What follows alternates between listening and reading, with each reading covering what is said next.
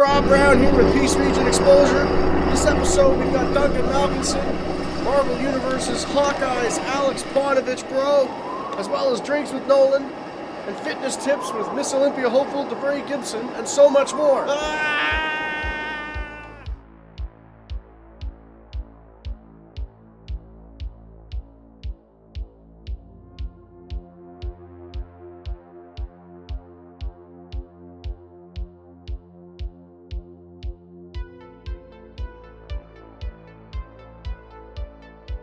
Welcome to Peace Region Exposure with Blake and Rob Brown.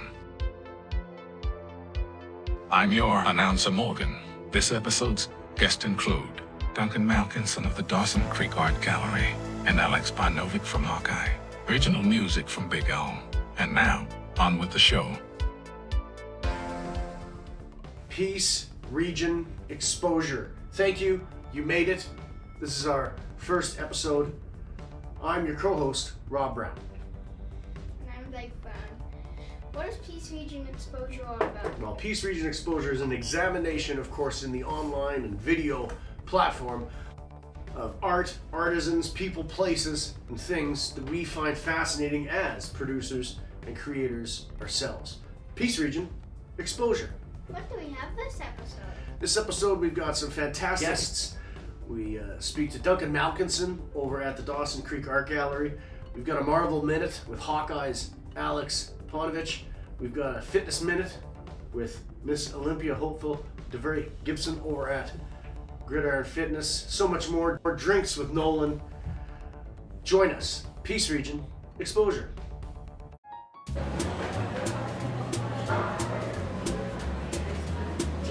All right. All good to go? Good to go. All right, so next we got our Moscow Mule here. What we want to do. I'm going to fill that as much as we can with ice here. We're going to pop it up. Put our vodka.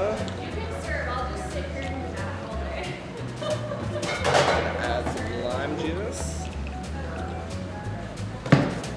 Then we're going to take our ginger beer here. Fill that to the top.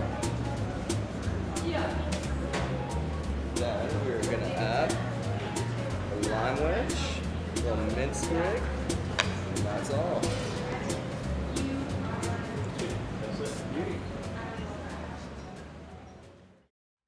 I was quite fortunate to really be able to work during the pandemic, and what I mean by that is, you know, I did a film called Zero Contact with Rick Dugdale, director, producer, and he's a friend of mine. And I did some work for him on a film called Blackway with Anthony Hopkins, which was just an amazing experience. And when everything was locked down, he was like, "Hey, do you want to shoot something on Zoom? We got this script that we just wrote because we want to stay creative during the lockdown." And so I was quite fortunate to be involved in a project like that has now grown into a trilogy of films that now, the first film was done all on Zoom, GoPro, iPhone, drone. We did that whole film on, basically we like to say it was done without a handshake. And now the second and the third film we're doing right now that we were in Antarctica for, no one's ever shot in Antarctica before. We're the first Hollywood scripted film to ever shoot in Antarctica, so we're kind of breaking ground and making history. We head out to Los Angeles to shoot for a couple weeks, and then we head to probably another 12 countries around the world to finish the next two films. Well, and how does that acting work when, you know, it is a difference between theater and then obviously the movies or television, but now all of a sudden you're acting like, well, on this, on the environment. How much does that change, you know, the way you approach something versus anywhere else you've done it, or even in the Marvel situation, or what you're prepping on now? Yeah, I mean, it's never been done before, but the whole aspect of it is just, you know, obviously it's the same work, it's the same prep that you would do for anything else. It's just the camera's right in front of you, and you're kind of talking in the same context we're talking with, but the stakes are a lot higher. So we just have to make sure, you know, it was really interesting being in, you know, I'm in my own house and I've got the set decorator and everybody there, and they're like, hey, can you move the light a little bit to the left, and can you make sure you press record before you do the take. So like I was my own cameraman, light man. So it was really fun to do. It was something brand new for me, and I love doing new things and being in a position where I can create it differently every time. Peace Region Xposure here once again. We're here with Executive Director of the Dawson Creek Art Gallery, Duncan Malkinson. Hey, this is not the Dawson Creek Dance Club. Can we turn off the music? We're filming here.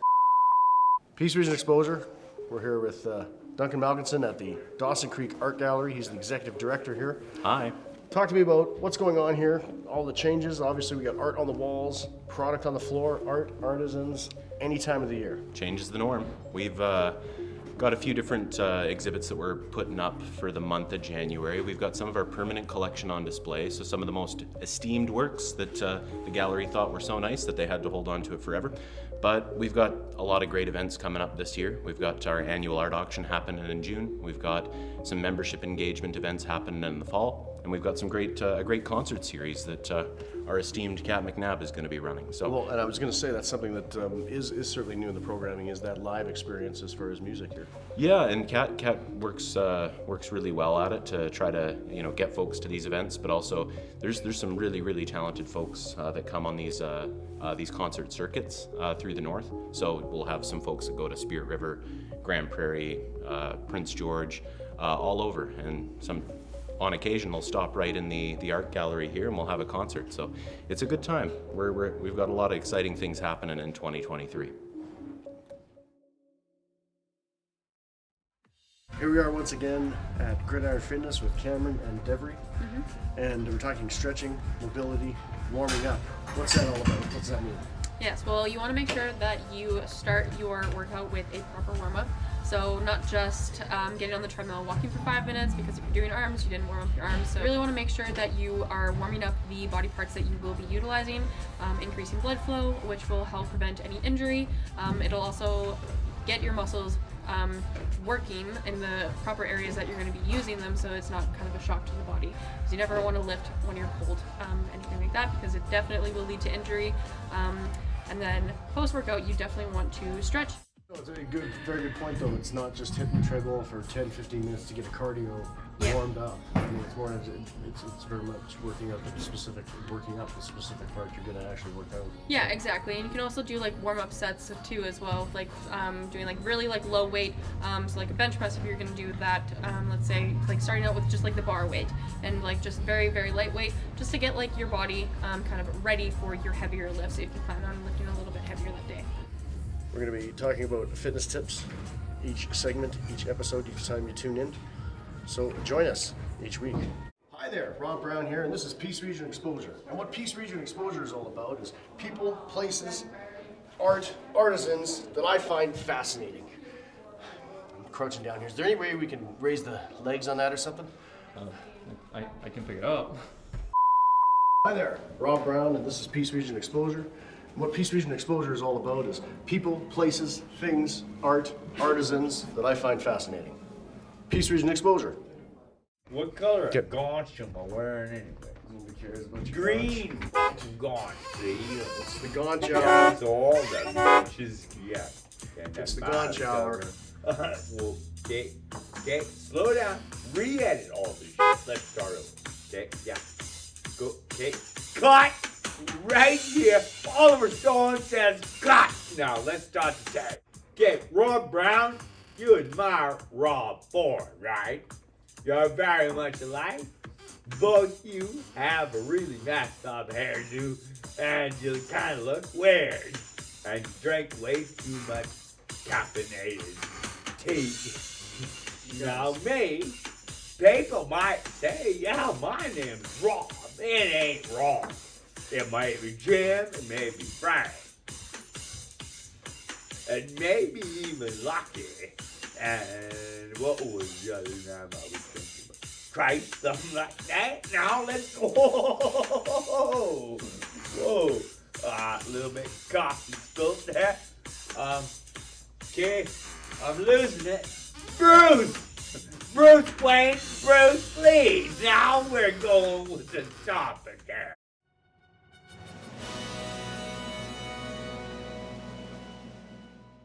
Summer 2023, what are some of our favorite summer movies? Not necessarily that came out in the summer, although that would be helpful, but certainly those classic, what people call, I would guess, blockbuster or event type movies. I think American Graffiti is probably my seminal summer movie. It just like riding at night, hot rods. You just kind of feel the heat of Modesto. It takes place in '63, I believe.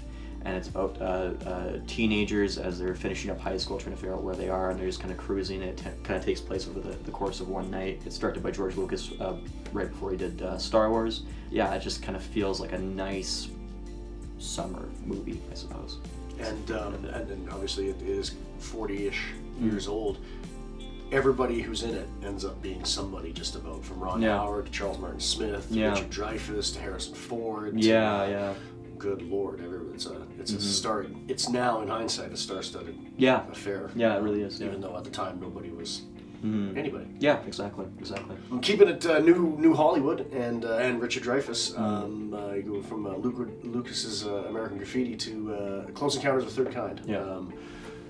I just as opposed to maybe Jaws or Raiders or something where or even Apocalypse Now, where I just find this a summer adventure movie too. Just a little bit more extraterrestrial or third kind, if you will. But for people that haven't seen it, it starts with Richard Dreyfuss more or less looking like he's going insane, and somewhat of a light domestic situation. But he's obviously seen the visions of the aliens, and then he starts building models of Devil's Tower, and he doesn't know why.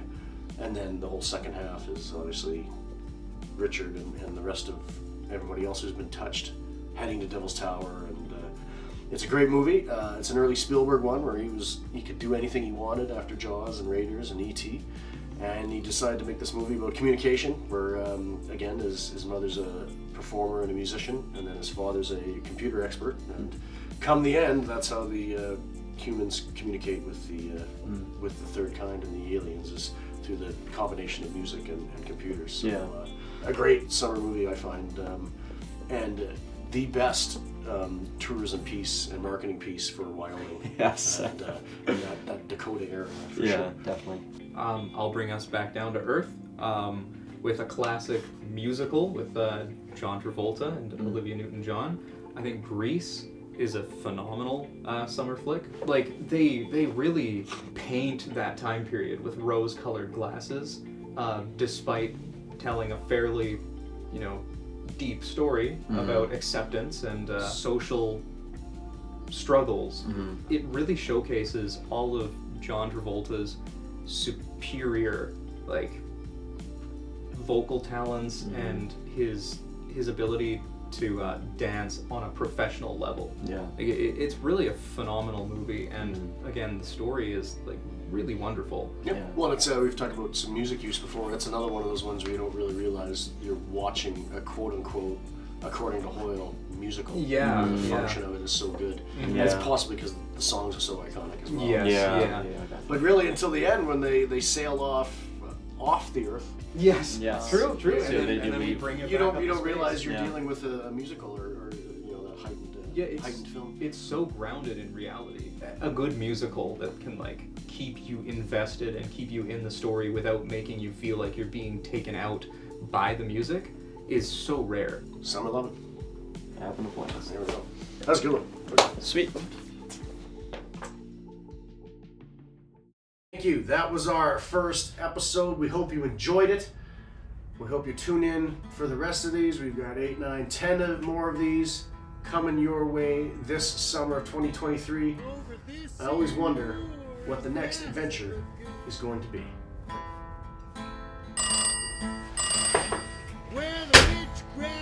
Peace Region Xposure. We can do that. We can do that. We're on our way.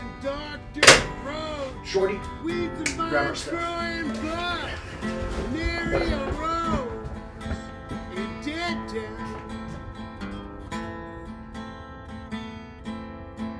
It's too early for hell, too too hot for war. Well, the church is empty, but the graveyard's full. An old woman sits in a room and cries. There's all kinds of fog, but the well is dry. In dead town, die without a name. In dead town, nothing will ever change. Well, there's Raymond Redbeard and the double barrel eyes.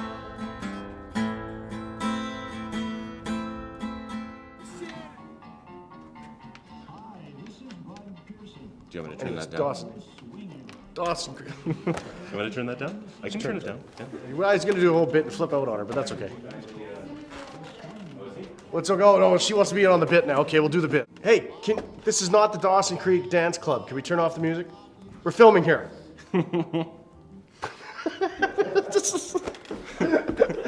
That's really good. The 1940s tunes. No, the chuckle at the end. How long has That's it really been? good. How long has it been since Rob's been to a dance club? Yeah, what is it?